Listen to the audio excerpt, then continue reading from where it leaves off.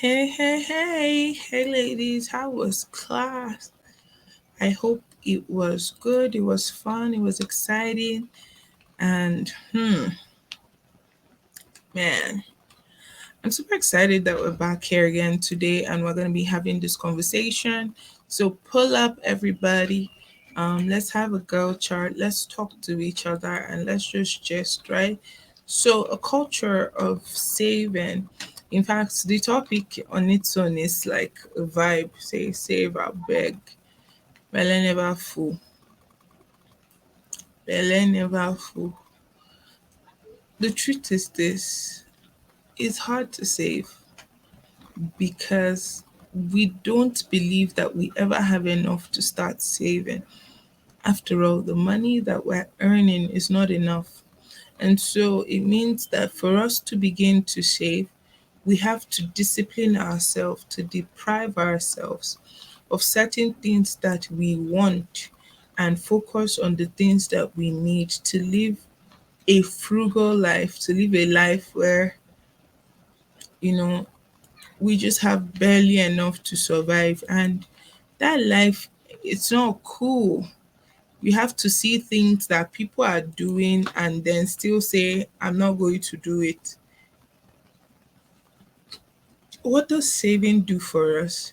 Saving is great for emergencies because when you have an emergency, when you've saved over time, you have enough to take care of your emergencies. Things like medical needs, car trouble, phone change, and all of that. Savings will reduce your risk of getting stranded. Um, and then number two, if you ever lose your job, all right, savings will help you to survive without having to get a loan, especially when you almost can't get a loan without a job, right? And then savings also helps prevent debts because we go to get debts when we are broke, when we are stranded. We have to do whatever it is that we need to do to survive at the expense of everybody and everything else. So that's what happened with this. However, let's talk. I have five reasons, so let me finish it. Number four is financial freedom. There's a peace of mind that you just get knowing that, hey, there's money somewhere for you and you can afford to take care of emergency. And despite the fact that you may be living from paycheck to paycheck, there's a nest somewhere that you can call on when you are in trouble. All these things are really, really great to have it and put into consideration. And then finally, retirement funds, long term of saving is that we don't have to worry about making a living after retiring. We have a percentage of our income saved over the years that can add up to our retirement fund. And then we can, travel the world, relax, chill. I cannot come and keep myself mentality and all of that. So, how exactly do you save? How do you build a savings culture? Because in Nigeria, nobody teaches us how to save. It's like, yo, take care of yourself. You have one life to live. Why do you got to save? Why do you have to save? And all of that. So, this is me, your girl, telling you that, well, problem will not finish. You have to learn the attitude of controlling yourself and telling yourself the truth that, listen, I need to save. I need to live within my means. I need to contain myself so that I'm not overspending, over living, and overacting, overreacting, and all of that. I need to live within the confines of my possibilities. So, how do I save? What are the ways to save? Number one, have a budget. A budget kind of helps you guide what's important and differentiates between your needs and your wants when clearing a clear picture of where to make adjustments. For example, let me tell you guys something. Check your financial statement and see where all of your money goes to, what you spend the most of your money on. From 2020 till date, I realized that 40% of my finances monthly goes into data and fuel. because it's a work thing. I'm always online for ministry. I'm always online for things like this. And then fuel. Right now I'm using fuel to record. And so that means even times of fuel scarcity, I need to be online. I need to have fuel. I need the fuel running. And so I will pay whatever it is to stay online, to be online, and to pay for the fuel. What's the implication of that for me? It means that I'm aware that my budget heightens with fuel and data.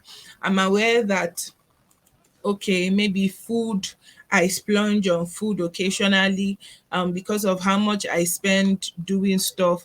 I decide to take care of myself, take myself out, and sometimes I can splurge on food. I can go out and get food that I really like, take myself out and things like that. If I have a budget, I can have a budget for my data monthly. I can have a budget for spending monthly. I can have a budget even for giving monthly, so that the moment I exceed my giving budget, I am not giving again, so that it will enable me to save. So, because one of the things that it does creating budget is that you begin to differentiate between the things that are necessities and the things that are accessories. For example, my tithe monthly is non-negotiable. I must pay my tithe. I must pay my tithe. It doesn't matter what you say, it doesn't matter what you do. I must pay my tithe. Monthly, I must send a seed to my spiritual father and three top mentors in my life. I must send a seed to them. That one is a giving. So these two are non-negotiable. First to God, first, second to the leaders that He has placed around me. Those are in my budget, right? Then I can now begin to talk about my parents now. My parents are part of my necessity. I send money to my parents monthly and airtime to them weekly. So I send money to my parents every month. It's in my budget, whether it's 500, whether it's 10 million. I am sending money to my parents. And the more that God blesses me, the more I readjust my budget to increase my givings and increase my savings as well, so that I'm not splurging or splurging carelessly because I have the means for it. Do you understand? So the fact that I have the means doesn't mean that I should splurge carelessly. I should just spend carelessly. That's not it. Number two is, like I said, understand the concept of cash flow. Understand what it is, what it works, how it works, and what your household finances is like. So review your income, review your expenses, see where your spending habits lie, and be intentional about making changes. Some of us, our monies have finished before they entered into our hands. Some of us, before we get salaries at the end of the month, the places that the monies will go to are already in set in stone. Because, for example, you bought a shoe that you absolutely don't need, and you bought it on hand. And so because you bought it on hand, now you have to pay for it at the end of the month with your salary. You've not paid your tithe, you've not done anything, and say all of your salary has gone towards paying for a 25,000 naira shoe that you don't need, or for a hair that you don't need, right? So I had to tell myself, okay, I have 4 weeks. Those 4 weeks should be enough for me for now. No matter what, I'm going to manage these 4 weeks. They are human hair. I'll take it as it is. I'll manage it. I'll use it as it is. And on days that I can't, I will weave my hair all back and carry it like that and go outside. There is no award for best made hair. I will live within my means, even if I have to keep using it every day. All right, even if I have to keep using it every day.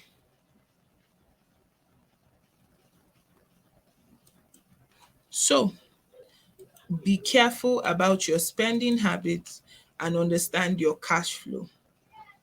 Now, pretend you're paying off a loan is a third way for you to have a good savings culture. Just have a mindset that, okay, I'm going to be saving 2,000 naira weekly. No matter what happens, come rain, come sun, come whatever may be that comes, I am going to be saving this amount monthly or weekly even or daily even.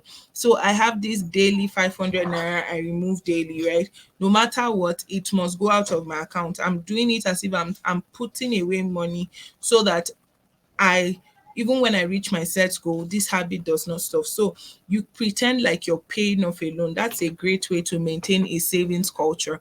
Number four is you have to understand the concept of making your investment automatic. Auto debit, set up auto debit so that things like piggy vest, for example, has auto debit where it automatically debits you, automatically removes the money from your account, automatically just moves it. You understand? So you need to learn to begin to pay attention to make these right decisions, because savings must become more natural to you, and you must learn to do it consistently. You must learn to do it at home, do it at work, do it wherever it is that is possible. Learn to do it, learn to do it, learn to do it wherever it is that you find yourself. Learning saving, you must understand that saving is not just about managing your money, but being able to prioritize between what you want and what you need. It means what you want on one hand and what you need. And then savings teaches you, number one, patience, number two, persistence, and then it teaches you short-term decisions that pave way for long-term rewards, long-term possibilities. So by saving maybe 500 naira daily, you're paving way for a long-term reward at the end of the day, because that money that you saved, if we do the math, for example, let me look at my phone right now and I do the math of saving 500 naira daily. If I save, excuse me please, if I save 500,000 naira daily for 365 days, 500 naira daily for 365 days, that's 182,000 naira, 500 at the end of the year. Now, this is in naira. You can choose to save $10 daily. You can choose to save $20 daily. You can choose to save $50 weekly. You can actually come together as a group of friends and decide we're going to do a savings challenge. A savings challenge where that we all challenge ourselves to say we know that we can splurge, we know that we can buy things for ourselves, but how about we challenge ourselves to save, and then we can have a consequence for somebody that does not is not able to meet up. For example, if you're not able to save it for the entire year, we can now say, oh, you know what can we do? Let's put it this way. Everybody create a separate account that we're not going to have an ATM card for, and it's just going to be an account where we deposit money daily. So every day we're going to learn to deposit 500 naira in this account. Every day or every week we're going to deposit 2,000 naira in this account. 2,000 naira times 52 weeks in a year, we have so and so amount in the account. At the end of it, we will all print our bank statements and we'll all look and say, you got it all, you got it all, you got it all. You see, this is how that we will challenge ourselves in our company, so that it's not just, oh, which shoe did you buy? Oh, this your hair is not human hair, it's synthetic, it's mixed in between. These are not the conversations that we should be having. Certain conversations that we need to begin to have are conversations like, let's save, let's make investment. If I'm able to save 182,000 naira in a year, that means the next year I can save double that, because then I can invest that money in a business. I can buy a land, even if it is a plot of land, because nobody says that as a woman, I'm not entitled to own a land. As a woman, I'm not entitled to do certain things. All right. These are things that we can do. These are things that we can invest in. These are things that we can stretch for. These are things that we can push towards. We're not just standing there saying whatever will be, will be. We are actually taking little steps, little steps. These are habits that help us build well, that help us. And finally, I don't think that we should say that I don't think that we should say, oh, let me wait till later. We're not waiting till later. I don't want us to wait till later. Start now. The best time to start was yesterday, but the second best time to start is now. Start now. Start now. Start now. Start now. Start now. I want you to start now. Make the decision to start now. Take actions to start now. Do things to start now. Make decisions to start now. Don't wait till tomorrow. Don't wait till it gets better. Start now. That's what we've got to learn, that we should start now. So you have your friends, maybe two or three people.